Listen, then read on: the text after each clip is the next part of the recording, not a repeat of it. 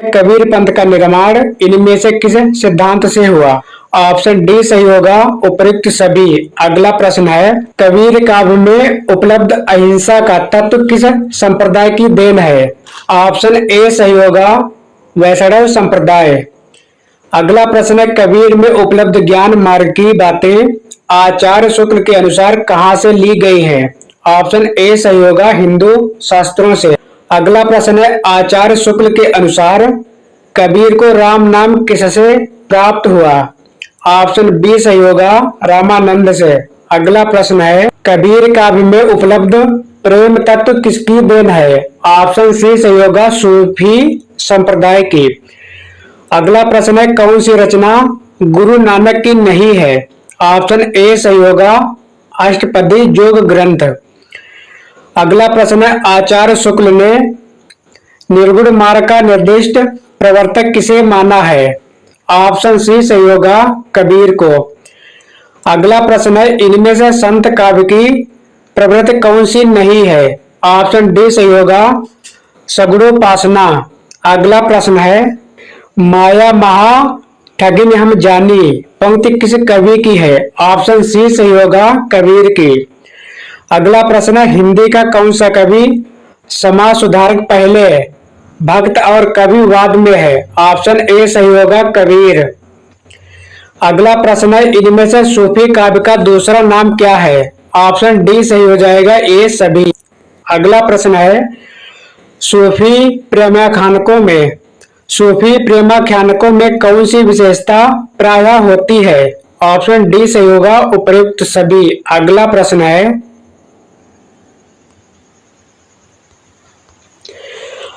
सूफी मत का आदि स्रोत डॉक्टर नगेंद्र ने किससे माना है? ऑप्शन ए सही होगा, सामी जातियों की आदिम प्रवृत्ति से। अगला प्रश्न है, अवधी भाषा का प्रथम महाकाव्य कौन सा ग्रंथ है? ऑप्शन बी सही होगा, पद्मावत। अगला प्रश्न है, सूफी शब्द की व्युत्पत्ति किस शब्द से अधिकांश लोग मानते हैं? ऑप्शन ए सही होगा, सूफ से। अगला प्रश्न है, सूफी काव्य का प्रमुख तत्व इनमें से क्या है? ऑप्शन बी सही होगा, प्रेम। अगला प्रश्न है, सूफी साधना में ईश्वर की कल्पना किस रूप में की गई है? ऑप्शन ए सही होगा, पति रूप में।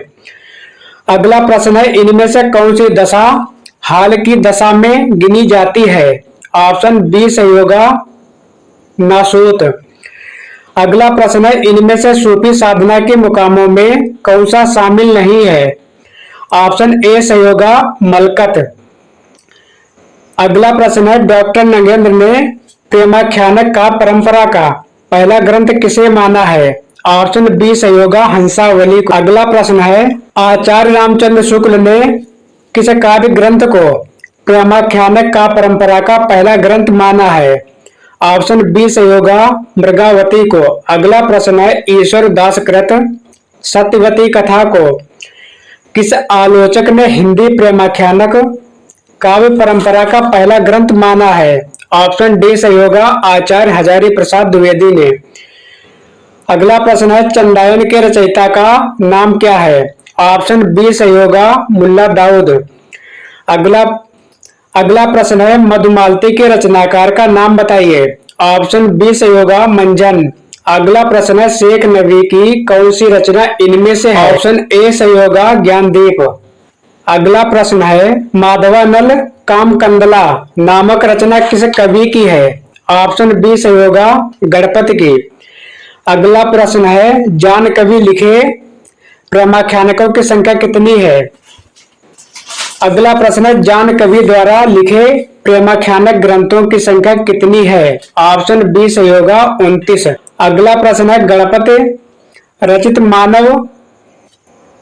रचित माधवानल कामकंदला किस भाषा में रचित है? ऑप्शन सी सही होगा, राजस्थानी में। अगला प्रश्न है, ढोला मारूरा दोहा किस भाषा में रचित प्रेमाख्यानक है? ऑप्शन सी सही होगा, राजस्थानी। प्रश्न है, मधुमालती का नायक कौन है? ऑप्शन बी सही होगा, मनोहर। अगला प्रश्न है, किस प्रेमाख्यानक काव्य का नायक राजकुमार ऋतुपर्ण है? ऑप्शन ए सही होगा, सत्यवती कथा। अगला प्रश्न है, उस्मानकृत चित्रावली का नायक कौन है? ऑप्शन सी सही होगा सुजान। अगला प्रश्न है, ज्ञानदीप नामक प्रेमाख्यान काव्य की नायिका कौन है? ऑप्शन बी सही होगा देवयानी।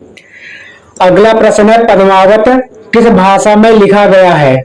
ऑप्शन ए सही होगा अवधी में।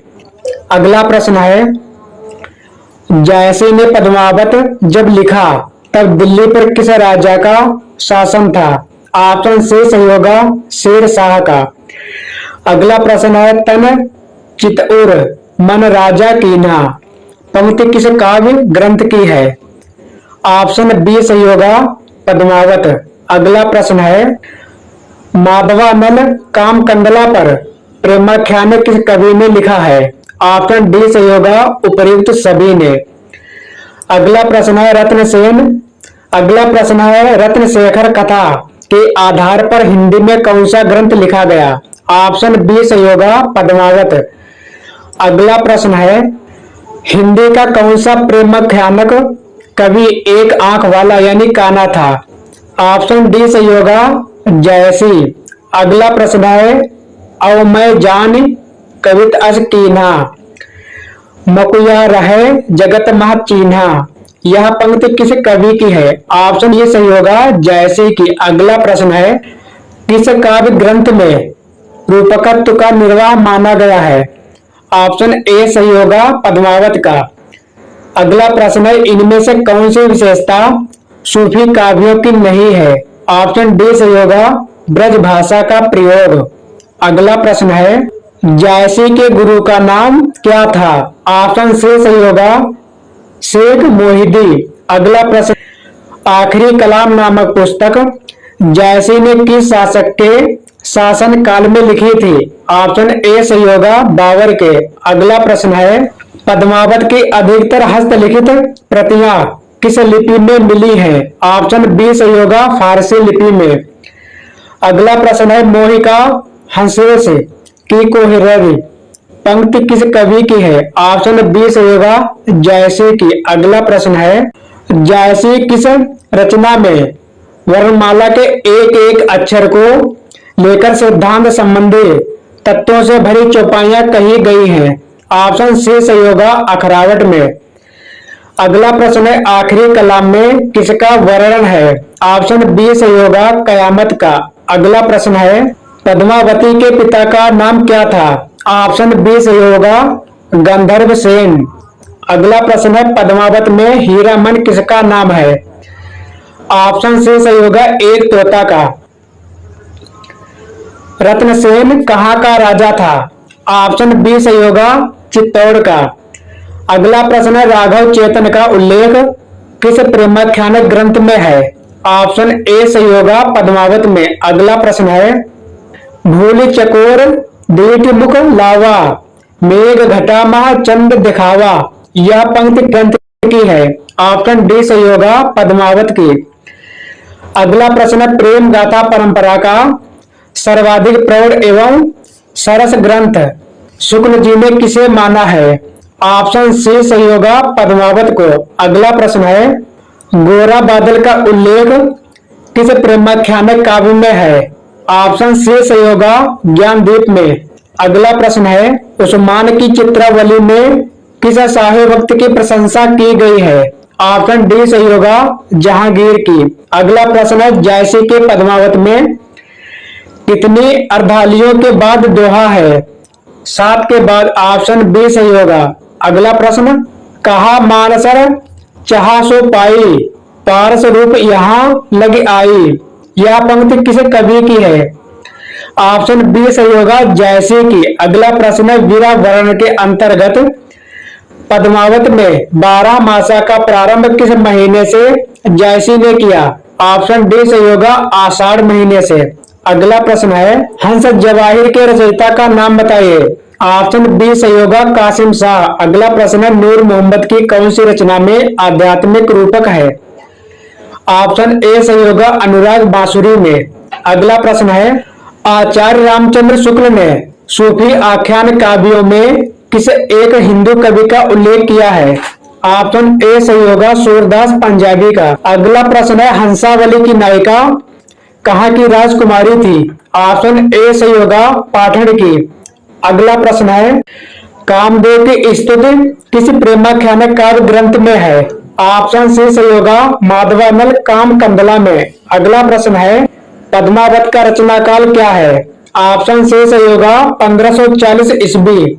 अगला प्रश्न है सूफी प्रेमाख्यानक काव्य परंपरा का प्रमुख रस क्या है? ऑप्शन बी सही होगा श्रृंगार रस। अगला प्रश्न है गुरु के लिए प्रिय शब्द का प्रयोग किस काव्य परंपरा में हुआ है? ऑप्शन सी सही होगा सूफी काव्य में। अगला प्रश्न है जायसी ने अपने किस गुरु का उल्लेख पद्मावत में किया है?